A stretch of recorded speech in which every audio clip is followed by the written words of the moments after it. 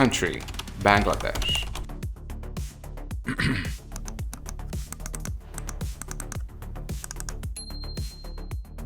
Capital, Dhaka. Population, 175 million people, the 8th largest in the world. Density, 1,333 people for every square kilometer, the highest in the world. Actually, it's in 9th position, but the first state don't even have 20 million people combined, so go to your corner. Currency, Taka. National bird, magpie robin. Bangladesh, a country known for their culture, resilience, rickshaws, hilsa fish, jute, full of rice paddies, kachagolas, and people. I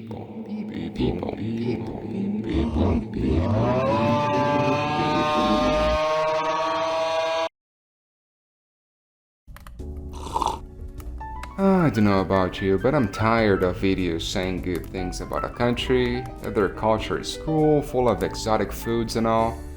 The same thing goes to videos and documentaries that expose a certain issue, but everyone forgets the next day. I'm here to bring the discussion to the table and hopefully help countries to look at the mirror and acknowledge that there's room for improvement. With that said, I want to try to answer the question, would you live in Bangladesh? And you Bangladeshi people, is the country doing fine? Would you like to move to another place if the opportunity came? Let's see if the country has the basic necessary for survival and development.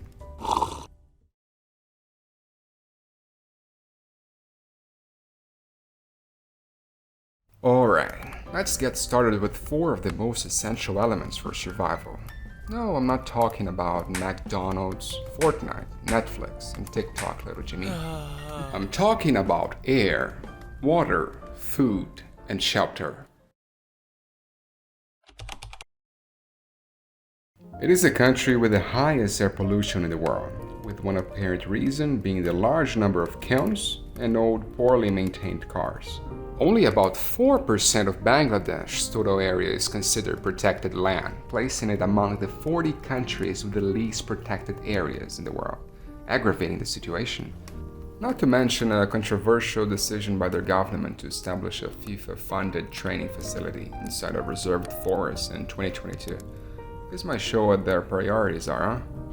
I know football is quite popular there, with people wearing jerseys from Brazil and Argentina, but come on. People's health has been highly affected by the polluted air, with life expectancy reduced by nearly 7 years due to the poor air quality. To address this, the country has received international funding to improve air quality. Some actions have been taken over the past couple of decades, such as restricting the import of used cars older than 4 years and adopting fuels with lower pollutant levels. But have you guys living there noticed any difference? Or is it just another politician gibberish? Will this generation even live to see meaningful improvements? Or is it just a smokescreen to actions that don't actually do much? No pun intended. Access to water shouldn't be an excuse, as the country ranks among the top 20 with the most waterways. However, it has experienced severe droughts over the last few centuries. So, what gives?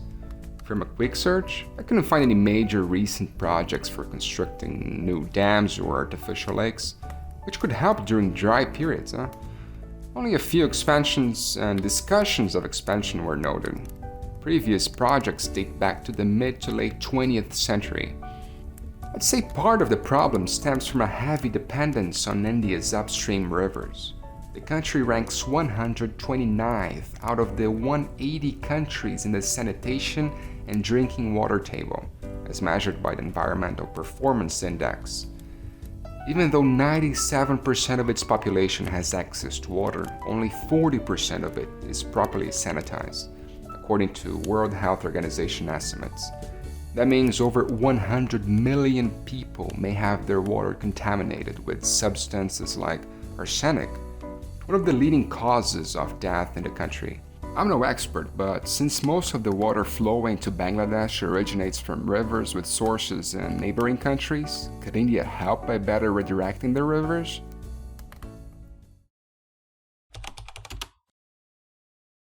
According to theglobaleconomy.com, Bangladesh has about 100,000 square kilometers dedicated to agriculture. That is roughly 67% of its total area. It is unfair to compare, but for a better picture, there are countries like Norway and Qatar that use less than 10% of its land for agriculture purposes. The crops and livestock raised in Bangladesh are clearly insufficient, as the country imported $6.5 billion in animal and vegetable products in 2022. Still, Bangladesh ranks 84th out of the 127 countries listed on the Global Hunger Index, with noticeable improvement since its first appearance on the index in 2000. About 12% of its population is considered undernourished, or more than 20 million people in absolute numbers. So what's happening? Why aren't people having access to food? Food exports are so minimal that they're probably not worth debating in terms of viability. However, the country's proficiency in cultivating fish, shrimp, and crabs could help address undernourishment. I understand that raising large livestock may not be doable due to limited land availability, but smaller animals might be manageable. In a quick chat with ChatGPT, it suggested that the main reasons contributing to undernourishment in Bangladesh include high population density, low crop productivity, inefficient food distribution, prioritizing cash crops like jute and tea, favoring rice over other more nutritious food types, and natural disasters. People of Bangladesh, do you agree with that? Have you noticed any efforts to change this situation? If the food supply doesn't match the population's needs, what can be done about it? You know that saying, give a man a fish and you feed him for a day? But in Bangladesh's case is, import $6.5 billion in food and you feed Bangladesh for a year. Teach Bangladesh how to fish and you feed it for a lifetime. With today's technology, more advanced countries could teach people how to be more efficient. But it's never that simple, is it? How can the 8th most populous country fit so many people into the 95th largest area? Surprisingly, Bangladesh is not amongst the countries with the most people per household, ranking around the 50th position, with an average of 3.5 to 4.5 people per household, a number that has been decreasing over time, by the way. And what do these houses look like? Well, not accounting for apartment buildings, an outdated source from 2001 states that more than 74% of houses are built as kuchas, forgive me for my pronunciation, temporary structures with tin roofs, mud or wooden floors, and walls made of thatch or bamboo, most commonly found in rural areas. Other types of structures include jupri, semi-pakka, and pakka houses. The latter is the most solid structure, but it accounts for only 6.7% of houses across the country. Is this due to choice or affordability? Are things much different nowadays? While searching for rent prices in Dhaka, Google suggests prices ranging from 5,000 to 60,000 taka, depending on the number of bedrooms and proximity to the city center. But 5,000 taka sounds suspiciously low. On the website bproperty.com, I found some listings around 20,000 taka, but they seemed a bit sketchy as well. In less populated cities such as Barisal and Rangpur, prices range from 6,000 to 8,000 taka. From what I've seen, despite the high population density, flats, at least in the city, look quite spacious as shown in this video. The downside for me is the view outside.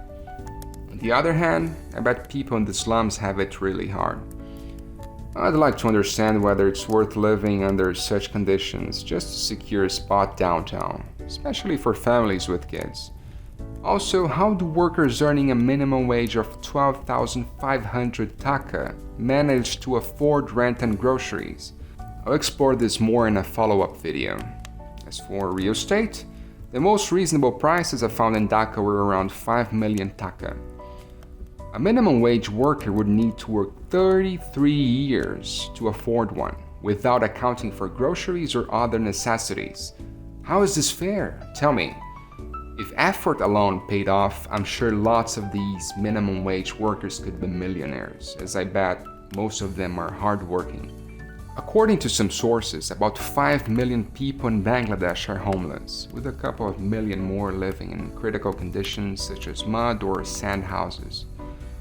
While reliable rankings are hard to find, Bangladesh likely ranks among the top 10 countries with the most homeless people in the world. People of Bangladesh, how are you handling this situation? How likely is for someone to build a house from scratch, for example? Can kids born in the slums realistically have any hope for a better future? According to this news outlet, the government recently provided homes for 26,000 homeless people. I imagine this was a huge relief, and I hope it gives them new perspectives on life. I just think there's just too much space between the houses. There is clearly enough room to make them closer. I'm sorry, that's just me digressing. It seems you're managing to accommodate everyone somehow. The real pain of living in a densely populated country must come when venturing outside, commuting, or driving. With forecasts of an even bigger population in the coming decades, I find it unlikely for issues such as homelessness being solved anytime soon. As for the second half of this video, I want to delve into elements necessary for a country's development: reproduction, family, healthy coexistence, healthcare, basic sanitation, education, energy production, transportation, also internet access and rate of natural disasters.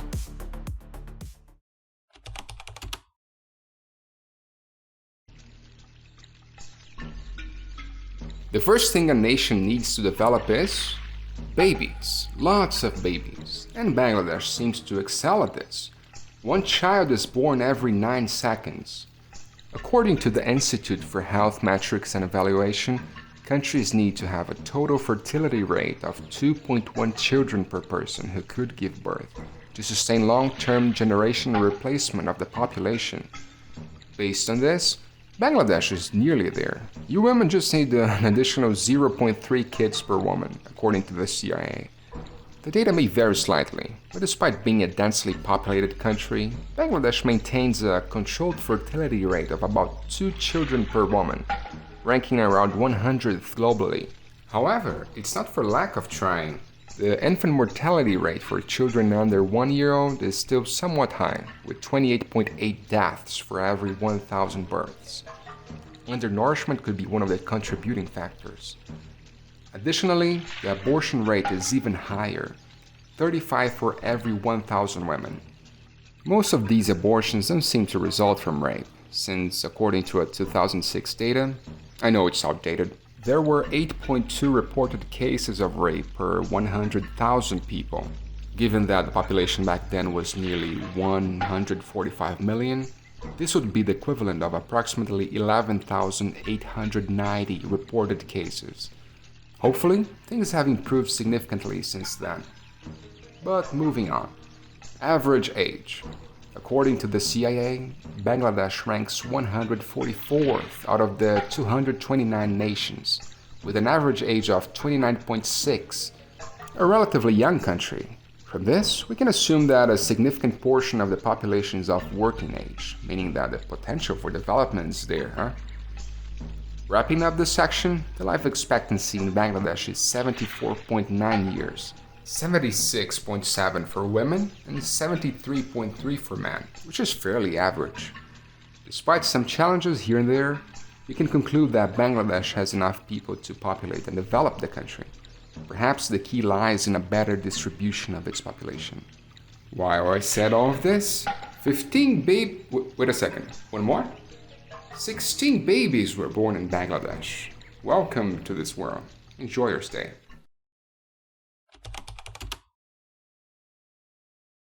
Are families well structured? Well, I would say we can start by analyzing the rates of single parenthood, which puts Bangladesh in a good position compared to other countries. Between 2010 and 2018, 5% of its households were led by a single parent. It may sound like a small percentage, but that still accounts for 1.9 million households. The main reason for that doesn't seem to be derived from divorces, since, although possible, it doesn't seem to be that simple. I couldn't find any reliable data on divorce rates in the country. Another interesting aspect would be the typical age at which individuals leave their parents' home to live independently, but unfortunately I couldn't find any data on that either. I have no idea how it is to be raised by Bangladeshi parents, but overall, the country seems to have well-established families.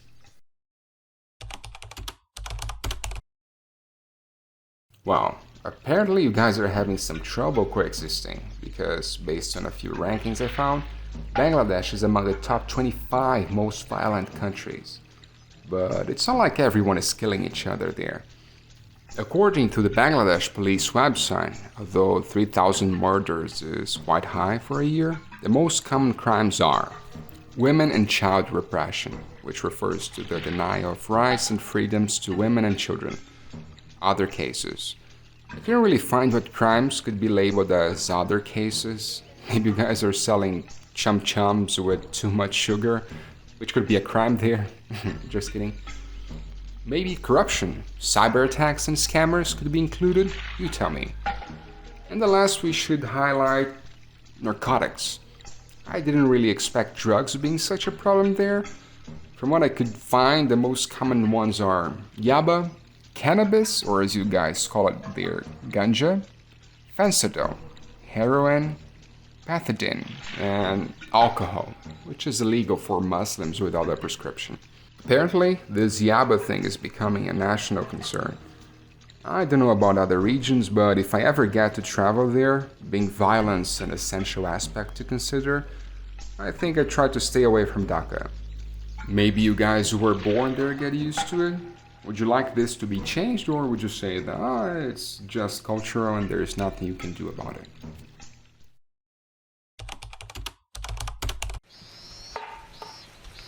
Bangladesh invested only 2.39% of its GDP in healthcare in 2022, numbers that have remained almost the same throughout the decade.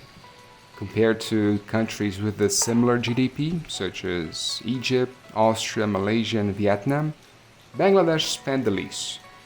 But you might say, but Bangladesh has a much higher population.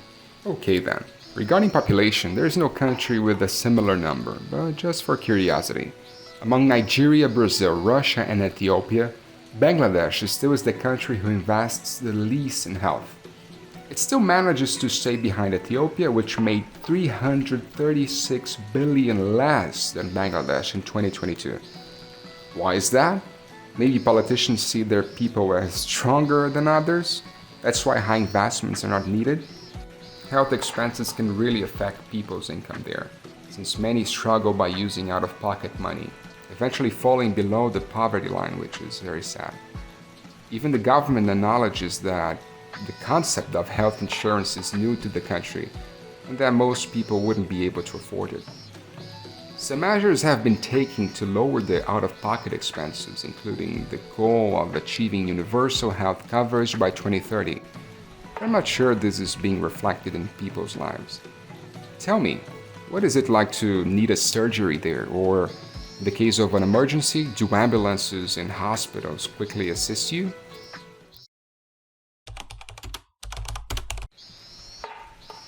Well, when it comes to the percentage of people with access to basic sanitation, Bangladesh didn't rank that well either. Data from 2022 shows that only about 60% of the population is part of that very privileged group, ranking around 150 out of 216 nations listed by the World Bank Group. We're talking about more or less 70 million people sharing sanitation facilities with no flush-to-piped sewer systems. This, combined with the lack of investments in the health sector, is definitely not a good combination. To be fair, they have noticeably improved in the last few years. At this pace, in 15 years, Bangladesh could achieve a rate of 80% entering the first half of this list. Another apparent problem is littering and waste management. 45% of the waste is left untreated, according to a 2020 report. So while trash is discarded improperly throughout the city, the 55% that goes to landfills is not being treated ideally either. Studies show that food planted in some of these regions in Dhaka is likely to be contaminated, causing slow poisoning to the people who live there. A very vulnerable group that falls victim to these improper sites are the tokais, a term for children forced to earn a living by looking for recyclables on the streets and at landfills. Given the size of the problem, the government could formalize the activity of scavenging, while also forbidding kids under age from working in such conditions. But again, it's never that easy, huh?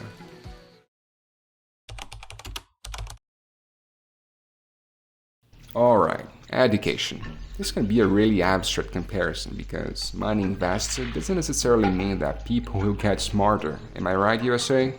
See, if we consider the amount of GDP applied to education, people from American Samoa and Kiribati would be superior beings. Maybe that's why they live on isolated islands. They don't want to mix with us inferior humans. Just kidding.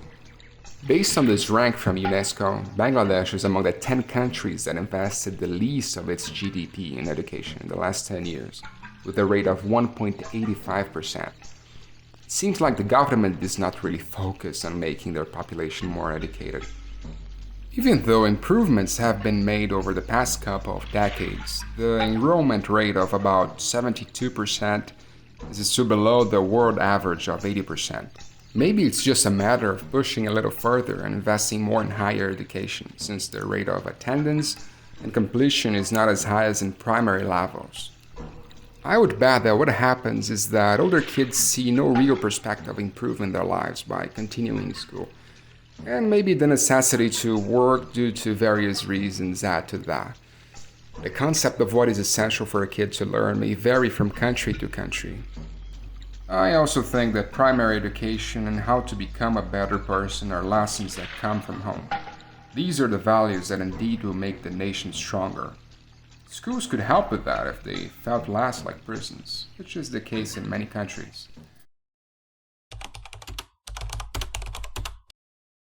It seems that you guys in Bangladesh don't have any issues with this, since the country reached an electrification rate of 100% in 2022. Congratulations! Oh, it's ahead of India and Pakistan. Give them a cookie. Come on, at this day and age, 100% should have been long achieved. I'm looking at you, countries with less than 50% of their population having proper power.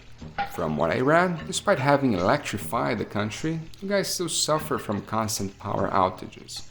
Apparently, those happen mostly during hotter seasons with the high usage of air conditioners, for example. I'm no expert, but the high dependency on natural gas and coal power plants could be the reason for this. Kaptai Dam, their largest, generates not even 5% of the country's power. The exact number varied when doing this research, but it seems to be close. Building new dams seems to be a challenge, given the mostly flatlands, which could potentially cause more floods. Already an issue. By the way, it seems that the building of this dam with the USA's help caused lots of trouble for indigenous people like the Jumas. What are you guys going to do once the natural gas runs out? It seems your reserves may be depleted within the next decade, according to some sources.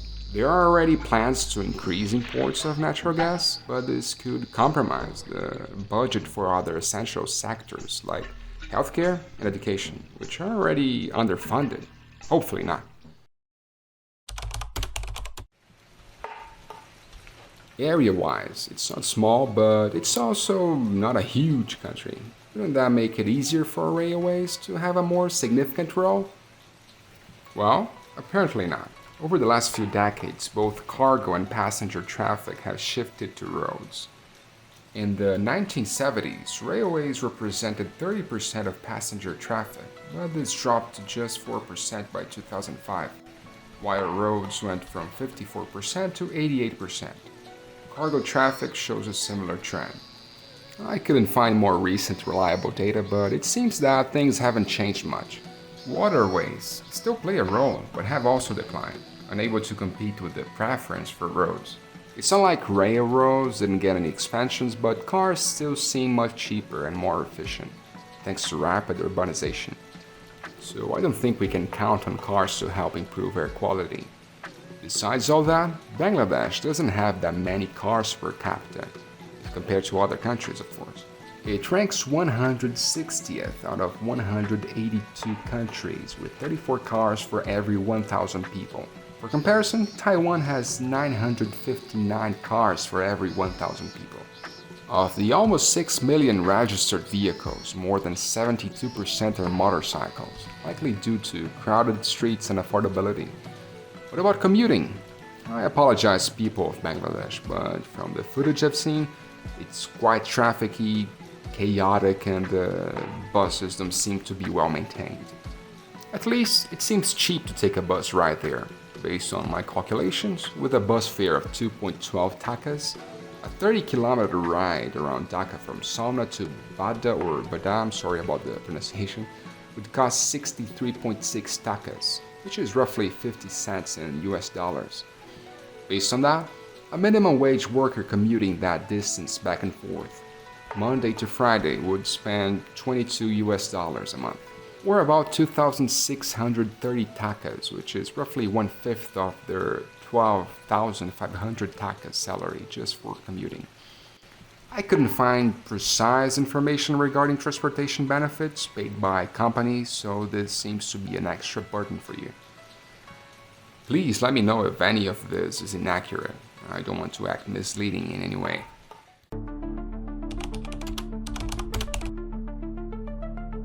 A quick one before our final topic. The speed of spread information and its accessibility are crucial for developing a nation. With the internet being the main way of communicating nowadays, Bangladesh definitely doesn't rank that well according to the World Bank, staying behind much poorer countries. In 2023, less than half of the population had regular access to the internet. I mean, not accessing the internet these days can almost be seen as a blessing. One positive thing is that the monthly costs are among the cheapest in the world, though. I came across this interesting comment on the Bangladesh Reddit page. Due to their high population density, installing 1 kilometer of optical fiber cable can provide much more coverage than less densely populated countries. It makes sense. On the other hand, speed isn't their strong suit. Internet speeds are among the slowest in the world. I like to hear from people that live there if this makes everyone rely even more on radio and TV, and if these are reliable sources. Well, while internet access may not be convenient for everyone, especially in rural areas, it seems to be somewhat accessible since there's at least 1.1 phones for every person in the country. It seems that everyone would quickly know about any major events, but doing more extensive researches or using it for leisure can be a pain. Hopefully you guys were able to reach this far into the video, even if it's at 144p.